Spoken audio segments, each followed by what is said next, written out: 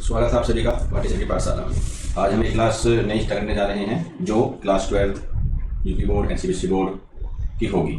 ये क्लास दोनों मीडियम में होने वाली है, तो जो बच्चे इंग्लिश मीडियम के हैं, जो बच्चे हिंदी मीडियम के हैं, तो बिल्कुल भी घबराए नहीं, सबको स्पष्ट रूप से समझ में आएगा। इस क्लास के अंदर हम पूरी एनसीईआरटी को कवर करेंगे विद उनके एग्जाम्पल, उनके न्यूमेरिकल, सब चीज को लेकर के। ठीक है, तो चलिए शुरुआत करते हैं। तो फर्स्ट यूनिट जो आपकी है फिजिक्स के अंदर वो है इलेक्ट्रिक चार्ज एंड फील्ड्स, विद्युत आवेश और छेद। इसके अंदर हम क्या क्या चीजें पढ़ने वाले हैं। सबसे पहले हमें पता होना चाहिए कि जो हमारे चैप्टर है, जो हमारे यूनिट हैं, उसको क्या हमें पढ़ना है उसके अंदर। तो इस चैप्टर के अंदर हमें पढ़ना है electric charge and its properties, Coulomb's law and goes theorem, electric field and dipole. ठीक है, इतना चीज कवर कर लेने के बाद ये चैप्टर हमारा फिनिश हो जाएगा। एट द एंड लास्ट में हम इसके जो एनसीईआरटी के एक्सरसाइज क्वेश्चंस हैं उनको सोल्व करेंगे। चलिए स्टार्ट करते हैं। तो सबसे पहले जो टॉपिक हमारा आता है वो आता है आपका इलेक्ट्रिक चार्ज आवेश क्या है।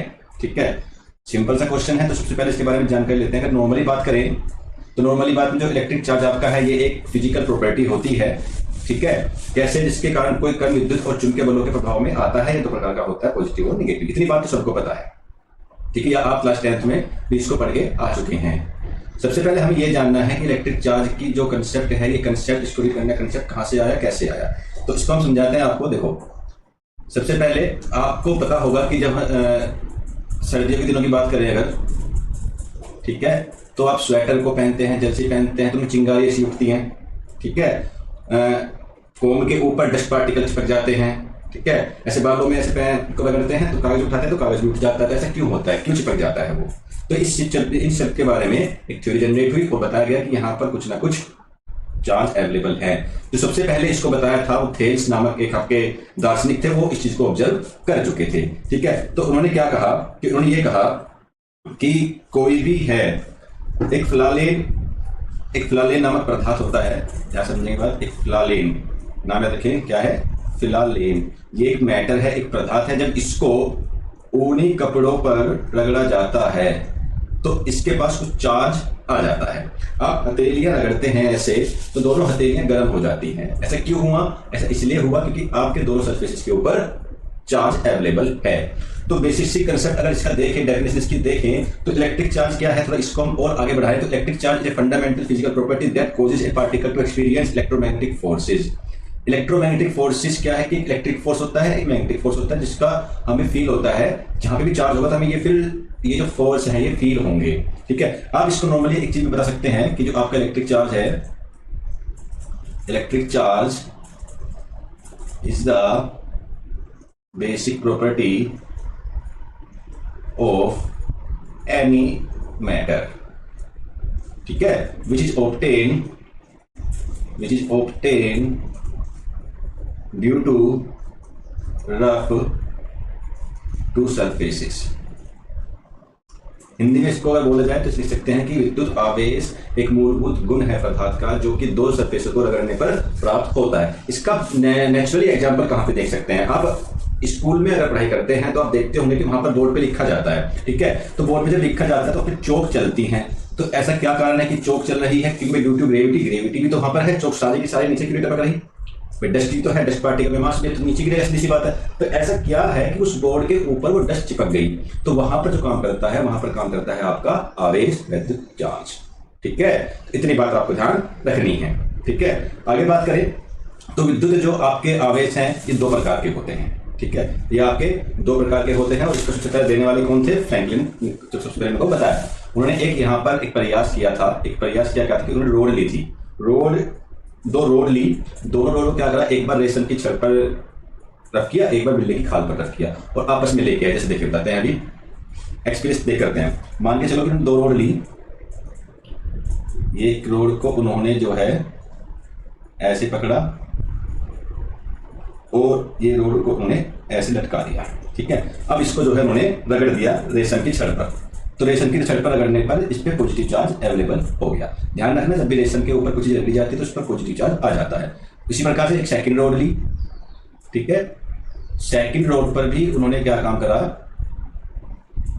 रेशम की छड़ पर रगड़ा तो उसके ऊपर भी पॉजिटिव चार्ज आ गया। जब इसके ऊपर पॉजिटिव चार्ज आ गया तो ये दोनों एक दूसरे को रिपेल करने लगे, यानी कि प्रतिकर्षित करने लगे। ठीक है, तो प्रतिकर्षित करने लगे, इनके सामने ऑब्जर्वेशन आया। फिर उन्होंने क्या कहा कि एक रोड और ली और उस रोड को अब की बार बिल्ली की खाल पर रगड़ा। किस पर रगड़ा? सेकंड पॉइंट, बिल्ली की खाल पर। तो बिल्ली की खाल पर रगड़ने पर उसका आ गया नेगेटिव चार्ज। ऐसे दूसरी रोड ली, तो दूसरी रोड लेकर इस पे क्या आ गया? बिल्ली की खाल पर रगड़ा इसको भी और उसमें नेगेटिव चार्ज आ गया। तब इसने देखा कि जो दोनों रोड हैं ये बिल्ली की खाल पर रगड़ी गई हैं। ठीक है, तो ये दूसरे भी एक दूसरे को रिपेल करने लगे। ये फिर क्या कहा इन्होंने? एक रोड तो ली ये वाली जो बिल्ली जो रेशम पर रगड़ी गई थी, और एक रोड ली बिल्ली की खाल पर, ये वाली जो बिल्ली की खाल पर रगड़ी गई थी। ठीक है, तो हुआ क्या? तो एट द एंड जाकर के ये दोनों एक दूसरे की तरफ आकर्षित हो गई, अट्रैक्ट हो गई। ठीक है, एक दूसरे की तरफ अट्रैक्ट हो गई। जब ये अट्रैक्ट हो गई, ये पॉजिटिव हो गई, ये नेगेटिव हो गया, तो ये दूसरे जो हो गई अट्रैक्ट हो गई, यानी कि एक दूसरे की तरफ आकर्षित हो गई। तो फ्रैंकलिन तब उस निष्कर्ष पे पहुंचे कि पदार्थ के अंदर आवेश होते हैं, लेकिन दो प्रकार के होते हैं। एक तो वो जो समान प्रकृति के होते हैं, वो जो असमान प्रकृति के होते हैं, यानी कि अपोजिट नेचर के होते हैं। तब उन्होंने बताया कि ये दो प्रकार के होते हैं, पॉजिटिव और एक नेगेटिव। तो फ्रैंकलिन की थ्योरी लिखने के लिए अगर आती है आवेश के ऊपर, तो आप ये 3 पॉइंट जरूर मेंशन करें, first point, second point and third point. ठीक है, तो तब पता लगा कि आपके जो आवेश हैं वो दो प्रकार के होते हैं, एक है आपका प्लस क्यू, एक है आपका माइनस क्यू।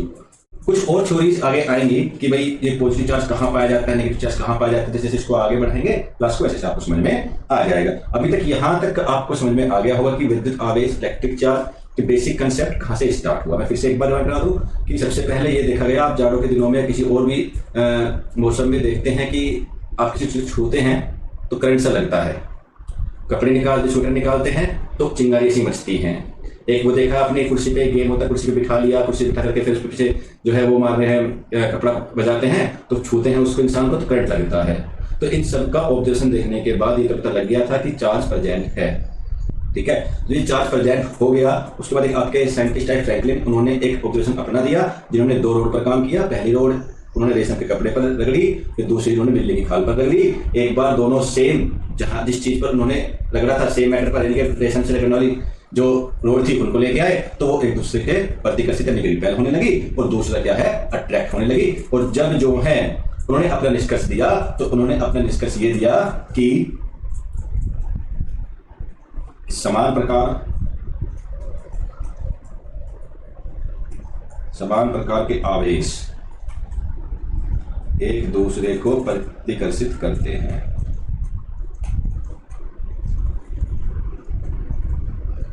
ठीक है, यानी कि सेम टाइप ऑफ चार्जेस या same nature of charges is repel each other. थोड़ा राइटिंग का इशू हो सकता है, लेकिन आप जो है साउंड पर ध्यान दीजिए। एंड विपरीत प्रकार के आवेश एक दूसरे को आकर्षित करते हैं।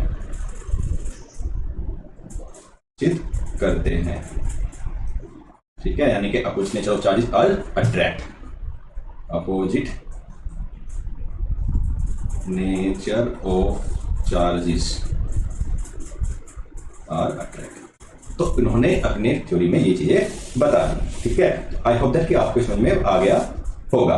ठीक है, अब ये नेगेटिव और पॉजिटिव की कहानी क्या है। ठीक है, तो अब चलते हैं आपकी electron theory of origin of charges. ठीक है, तो इसमें क्या हुआ आगे देखते हैं। तो कुछ जो है प्रॉपर्टीज ऑफ इलेक्ट्रिक चार्जेस में यहाँ पे रीड करेंगे, उसमें इलेक्ट्रॉन थ्योरी भी आपकी आ जाएगी। ठीक है, तो देखो सबसे पहले बात करनी है कि चार्ज आपके दो टाइप के हैं, एक पॉजिटिव है और एक नेगेटिव है। ठीक है, एक पॉजिटिव है, एक नेगेटिव है। इसमें हम सबसे पहले पढ़ लेते हैं कुछ चीजें और। जैसे एक आपका हो गया पॉजिटिव, एक आपका हो गया नेगेटिव। ठीक है, पॉजिटिव और नेगेटिव। तो पॉजिटिव कब बनता है, नेगेटिव कब बनता है? तो पॉजिटिव और नेगेटिव चार्जेस कब बनते हैं, यानी कि जब इलेक्ट्रॉन का ट्रांसफर हो जाता है, यानी ट्रांसफर ऑफ इलेक्ट्रॉन की हो जाता है। जब ट्रांसफर ऑफ इलेक्ट्रॉन हो जाता है, इलेक्ट्रॉन ट्रांसफर कौन करेगा? जिसके पास ज्यादा इलेक्ट्रॉन होंगे, जिसके पास ज्यादा इनकम होती है, ज्यादा पैसे होते हैं, वही लोगों को कर्जा देते हैं। ये थ्योरी आप यहाँ पे याद रखेगी कि पॉजिटिव चार्ज उस पर होगा जो इलेक्ट्रॉन को ट्रांसफर करेंगे, यानी कि स्थानांतरण करेंगे किनका, इलेक्ट्रॉन का। ठीक है। नेगेटिव चार्ज उस पे आएगा जो इलेक्ट्रॉन लेगा, ठीक है, जो इलेक्ट्रॉन लेगा, ठीक है, उसे बोलेंगे, यानी कि ये तो बाहर निकल गया और ये जो है एक्सेप्ट करेगा, ठीक है, इलेक्ट्रॉन की अधिकता बोल सकते हैं, इलेक्ट्रॉन लेगा, ठीक है। तो नेगेटिव चार्ज कब बनता है ये आपको बताता है, ये बताती है आपको इलेक्ट्रॉन थ्योरी, ये बताती है आपको इलेक्ट्रॉन थ्योरी, ठीक है। तो आपको ये बात ध्यान रखनी है, ठीक है। चलिए कुछ प्रॉपर्टीज हैं वो कर लेते हैं पहले, ठीक है। तो विद्युत आवेश की कुछ प्रॉपर्टीज हैं, पहले वो एक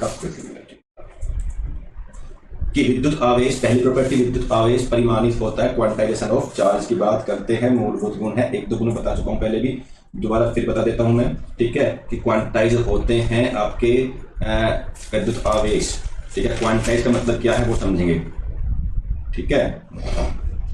तो क्वांटाइज का मतलब क्या है, देखिए हम मान के चलते हैं ये इलेक्ट्रॉन थ्योरी है, दूसरी आप मान सकते हैं ये इलेक्ट्रॉन थ्योरी भी बोल सकते हैं इसको, ठीक है।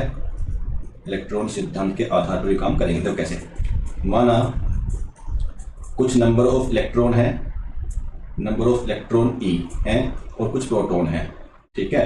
तो दोनों को हम सम करते हैं तो कुल मिला के क्या बनता है, sum of number of electron sum of number of proton. तो n तो आ गया बाहर, ये इलेक्ट्रॉन ये प्रोटॉन आपका चला गया।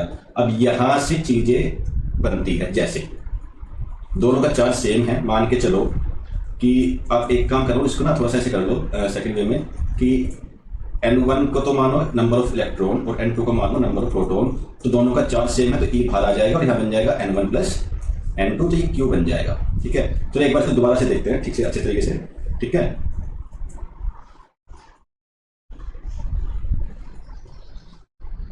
देखो, let n1 is the number of electron, n2 is the number of proton, ठीक है, नंबर ऑफ प्रोटॉन।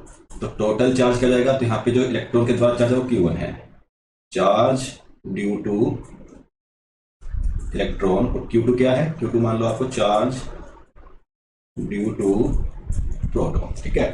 तो total charge Q equal to जाता है Q1 प्लस Q2, ठीक है। तो दोनों को जोड़ा तो एक बना n1E प्लस एक बना n2E।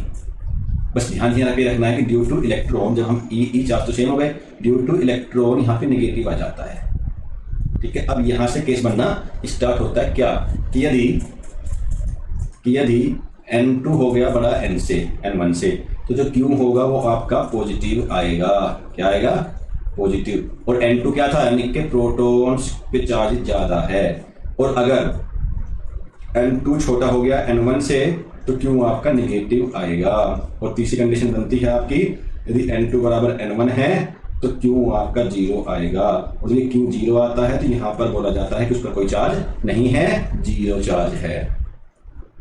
क्लियर। ये इलेक्ट्रॉन थ्योरी आपको बताती है कि नेगेटिव चार्ज और पॉजिटिव चार्ज क्यों होते हैं। तो नेगेटिव चार्ज उन पर आता है जिसके पास अधिक पैसा है, अधिक इलेक्ट्रॉन है, वो दे देगा, दूसरे को ट्रांसफर कर देगा, ठीक है। चलिए सेकंड प्रॉपर्टी है कि कंजर्वेशन ऑफ चार्ज, यानी विद्युत आवेश का संरक्षण। एक चीज यहाँ पे आपको फिर से याद रखनी है, जब भी आप नेम सुन लो कंजर्वेशन, विद्युत आवेश का संरक्षण, तो ये सीधे सीधे बोल दो कि विद्युत आवेश, कुल विद्युत आवेश, total electric charge always will be the same, हमेशा समान रहता है, न तो इसे उत्पन्न किया जा सकता है, नहीं इसे नष्ट किया जा सकता है, केवल ट्रांसफर किया जा सकता है।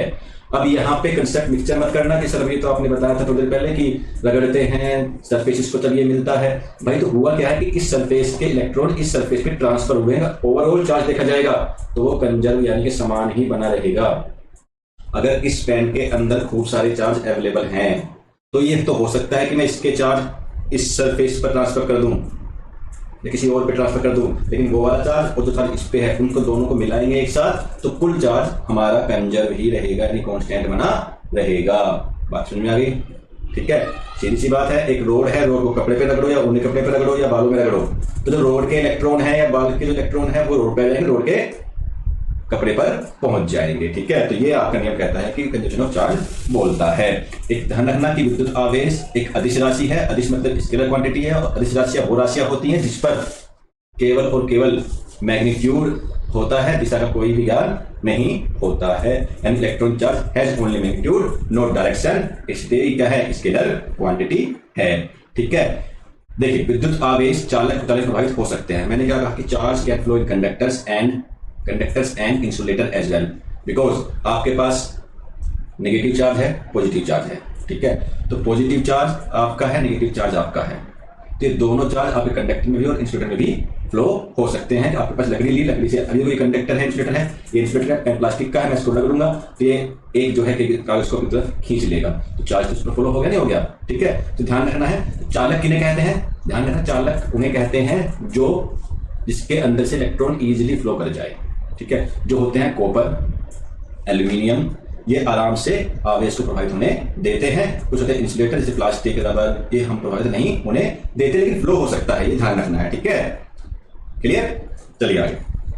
विद्युत आवेश द्रव्य के साथ जुड़ा होता है। Charge is associated with matter. कोई भी वस्तु केवल धनात्मक ऋणात्मक या उदासीन नहीं हो सकती। मैंने फिर से बताया इलेक्ट्रॉन थ्योरी आपको मैंने समझाई थी, अभी ये उसी का पार्ट है जहां पर हमने समझाया था कि every object can either positive charge और नेगेटिव चार्ज और नेचुरल। जहां हमने बताया था कि Q बराबर N2 माइनस N1 हो सकता है, और ये बताया कि N2 अगर बड़ा है N1 से तो क्या होगा, N2 अगर छोटा है N1 से तो क्या होगा, और दोनों इक्वल है तो क्या होगा, ठीक है। तो ये आपको ध्यान रखना है, अगर दोनों charges are equal then the material are neutral, यानी कि उदासीन बना रहेगा। और उदासीन चार्ज किसके ऊपर होता है, न्यूट्रॉन के पास होता है, ठीक है। इलेक्ट्रॉन सिद्धांत में फिर से एक बार कनेक्ट कर देता हूं कि इलेक्ट्रॉन सिद्धांत ने यह कहा कि जो भी मैटर होगा, मैटर के ऊपर चार्ज होता है, मैटर के ऊपर चार्ज होता है, वो दो टाइप का होता है, एक होता है नेगेटिव चार्ज, एक होता है पॉजिटिव चार्ज, ठीक है। नेगेटिव और पॉजिटिव, नेगेटिव चार्ज जो मिलता है वो ट्रांसफर ऑफ इलेक्ट्रॉन के कारण मिलता है, ठीक है। पॉजिटिव चार्ज जो मिलता है वो एक्सेप्टिंग ऑफ इलेक्ट्रॉन के कारण मिलता है,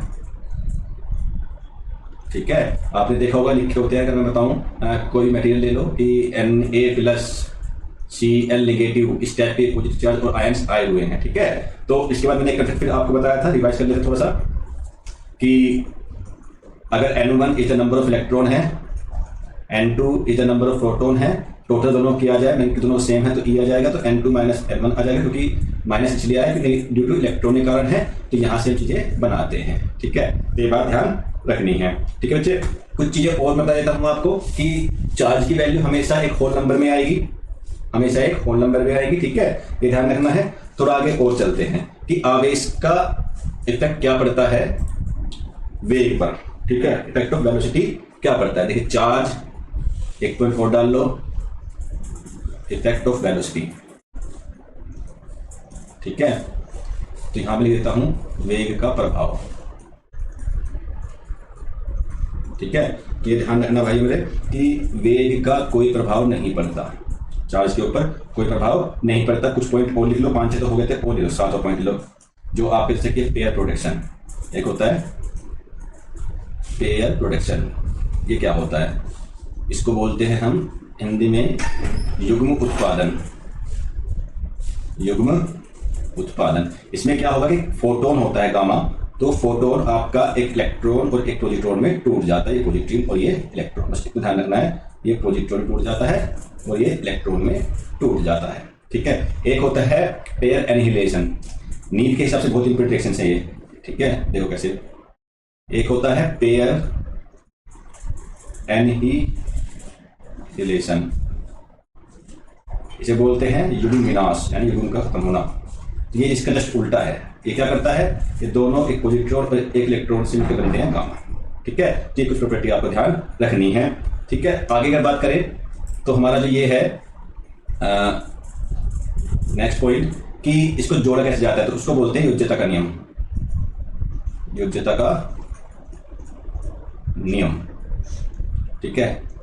इंग्लिश में बोलेंगे additivity of charge, additivity of charge, ठीक है। इसमें क्या होता है, खूब सारे चार्ज है, मान लिया आपके खूब सारे चार्ज पड़े हुए हैं, कोई इधर कोई इधर। एक मान लो कि एक आपका मटेरियल है और खूब सारे बना हुआ है, तो किसी के पास N1 है, किसी के पास N2 है, किसी के पास N3 है, N4 है, कोई पॉजिटिव है, कोई नेगेटिव है, सब पड़े हुए हैं। तो कुछ नहीं करना है कि चार्ज क्या होता है, पूरे मटेरियल चार्ज सबका सम होता है, ध्यान रखना। तो टोटल चार्ज आपका होगा वो पूरा charge Q1 plus Q2 plus Q3 इस टाइप से होगा। इसको आप विद साइन यूज कर सकते हैं, कोई नेगेटिव में है तो नेगेटिव में ले सकते हैं कि कोई -Q4 होगा, -Q5 होगा, इस टाइप चीजें चलती हैं, ठीक है। मैंने फिर से बताया चार्ज की वैल्यू होल नंबर होती है, लिख लो, बहुत सारे तुम्हारी में चार्ज की वैल्यू होल नंबर होती है, ठीक है।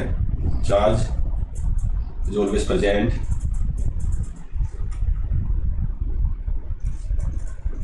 इन होल नंबर्स। ठीक है, यानी जैसे कि 1 हो गया, 2 हो गया, 3 हो गया, इस टाइप के चार्ज हमारे आएंगे। तो ये बात ध्यान रखनी है आपको बच्चे। ठीक है, दूसरा मैंने फिर से बताया कि ये जो इसकी प्रॉपर्टीज हैं कि क्या करते हैं, ये अट्रैक्शन और रिपल्सन भी करते हैं। तो आई होप दैट कि आपको सारी प्रॉपर्टीज समझ में आ गई होंगी। कुछ मेथड्स हैं, एक बार कुछ मेथड सीख लेते हैं इनके। ठीक है, देखिए मेथड है आवेशन ऑफ विधि, यानी कि method of charging, method of charging, Hindi में बोलते हैं इसको आवेशन की विधियां। कैसे हम किसी को आवेश कर दे सकते हैं, चार्ज कर सकते हैं आवेशन की। हालांकि मैं इसको बाद में कराने वाला था, लेकिन अभी याद आ गया तो चलता देते हैं। ठीक है, आवेशन की विधियां। ठीक है, विधियां सीआरटी भी कराएंगे कैसे करते हैं कैसे नहीं करते। तो फर्स्ट लिस्ट में कुछ 2-4 मेथड हैं। जैसे फर्स्ट हुआ आपका घर्षण द्वारा आवेशन, घर्षण द्वारा आवेशन। घर्षण द्वारा आवेशन का मतलब क्या है, चार्जिंग बाई फ्रिक्शन। लिखवाना इसमें कुछ नहीं है, समझा देता हूं मैं क्या होता है चार्जिंग बाई फ्रिक्शन। हम किसी को भी क्या कर सकते हैं, आवेश दे सकते हैं। इसमें बताया कि आपके पास 2 सरफेसेज हैं, दोनों को आपस में रगड़ोगे, रगड़ते रहोगे, रगड़ते रहोगे, रगड़ते रहोगे, तो जो इस सरफेस से इलेक्ट्रॉन जाएंगे इस सरफेस के ऊपर, ठीक है, तो ये इसके ऊपर ट्रांसफर होते रहेंगे इलेक्ट्रॉन, कभी इस पे, कभी इस पे, कभी इस पे, कभी इस पे। तो ये क्या होता है, हीट जनरेट करता है। आप मान चलो कि 2 सरफेस है आपके पास, एक सरफेस ये है, एक सरफेस ये है। ठीक है, तो हुआ क्या, इन दोनों में टक्कर लगी।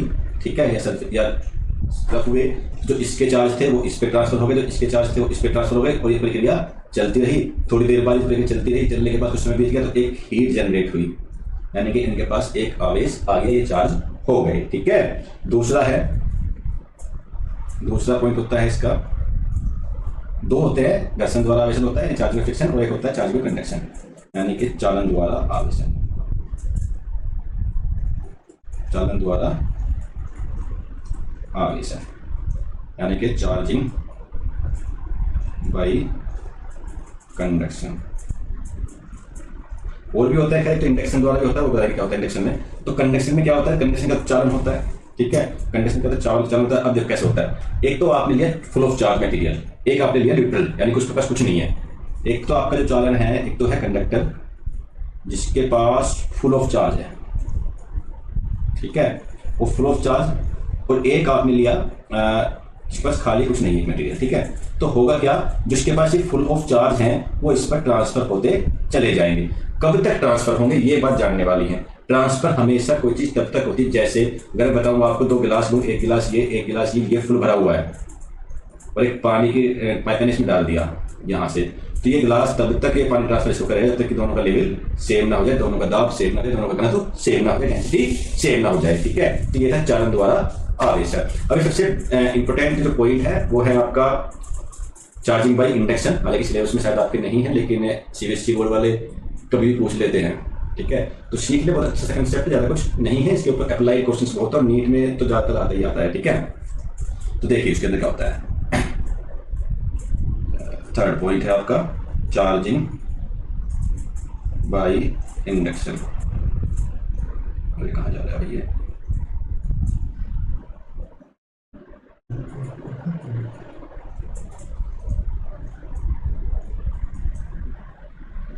With the help of diagram समझाएंगे इसको बोलते हैं प्रेरण द्वारा आवेशन, प्रेरण द्वारा आवेशन। ठीक है, देखिए होता क्या है, सबसे पहले हमने एक स्टैंड लिया, और स्टैंड पे क्या हुआ, पहली कंडीशन देखते हैं। हमने एक स्टैंड लिया और स्टैंड पर 2 आवेश रहित, यानी कि 2 आवेश रहित, इसके पास आवेश नहीं है, आवेश नहीं है भाई, आवेश नहीं है, यानी कि वो गोले लिए। तो आप इसको ऐसे मान लो कि एक गोला ये ले लिया और एक गोला ये लिया। ठीक है, दोनों संपर्क में रखा, दोनों को संपर्क यानी कॉन्टैक्ट में रख दिया, ये हमारे आवेश रहित गोले। ठीक है, तो अभी तक कुछ भी संभव नहीं था, कुछ भी पॉसिबल नहीं था। क्यों नहीं था, क्योंकि भाई दोनों के पास चार्ज नहीं है, क्या ट्रांसफर करेंगे, कुछ नहीं करेंगे। तो सेकंड में क्या हुआ कि हम एक धातु की रोड लेके आए, फुल ऑफ चार्ज से भरी हुई एक रोड लेके आए। तो हुआ क्या, सेकंड केस में आते हैं, तो ये और ये, ठीक है, तो हम एक रोड लेके आए और जो फुल ऑफ चार्ज से भरी हुई है, फुल ऑफ चार्ज से भरी है, और मान लें कि वो रोड जो थी आपकी पॉजिटिव थी, यानी पॉजिटिव चार्ज आ रहा था उसके अंदर। ठीक है, ये मान लो पॉजिटिव पॉजिटिव पॉजिटिव पॉजिटिव जोड़ लिया, ठीक है। तो हुआ क्या, जो इनके पास कुछ भी चार्ज थे, कुछ भी एनीथिंग एल्स, तो नेगेटिव तो इस तरफ भागने लगे, क्योंकि भाई नेगेटिव का एक प्रॉपर्टी है वो अट्रैक्ट करेगी पॉजिटिव को, ठीक है। तो ये इस तरफ भागने लगे, नेगेटिव नेगेटिव नेगेटिव, और पॉजिटिव दूर चले गए, ठीक है। अब हुआ क्या, अब देखो हम एक रोड लेके आए, इसके पास फुल चार्ज है, इसके पास लेके आए, टच कर दी मान लिया, तो नेगेटिव वाले इधर पहुंच गए, पॉजिटिव वाले उधर पहुंच गए। क्यों पहुंच गए, कि जो रोड थी, ये रोड पॉजिटिव चार्ज से फुल थी, ठीक है। अब थर्ड केस में क्या हुआ, हमने रोड को हटा लिया, रोड को हटा लिया तो देखते क्या है भाई, तो देखते ये हैं कि ये चार्ज था, हटने के बाद क्या हुआ, वो इसको भी हटा लिया, तो चार्ज नेगेटिव नेगेटिव पूरे सरफेस पर फैल गया, और इधर भी पॉजिटिव पॉजिटिव पूरे सरफेस पे फैल गया, इक्वल डिस्ट्रीब्यूट पूरे एरिया में हो गया, यानी कि दोनों के दोनों जो हमारे इंसुलेटर थे वो फुल ऑफ चार्ज हो गए, यानी कि चार्जिंग हो गई। इसी को बोला गया है चार्जिंग बाय इंडक्शन, ठीक है। आई होप दैट कि आप सभी को ये चीज़ समझ में आ रही हैं, ठीक है। वीडियो एक बार अगर देखो, नई नई चीज़ें अगर आएंगी सामने तो डिफिकल्टीज होंगी, ठीक है। तो प्यारे बच्चों, मैं ये कहना चाहता हूँ कि दोबारा देखो, यूज करो, नोट्स बनाने हैं यूज करो, यूज करके एक बार फिर लिखो, फिर समझो, फिर देखो, ठीक है। तो आज के लिए हम इतने रखेंगे, कल हम एक इसको आगे कंसेप्ट शुरू करेंगे। तो आई थिंक चार्ज को आप पढ़ेंगे, और पढ़ने के बाद जरूर एक दो बार कॉपी में इसकी थ्योरीज वगैरह लिखेंगे, रिवीजन करते रहेंगे, थ्योरी लिखते रहेंगे साथ साथ।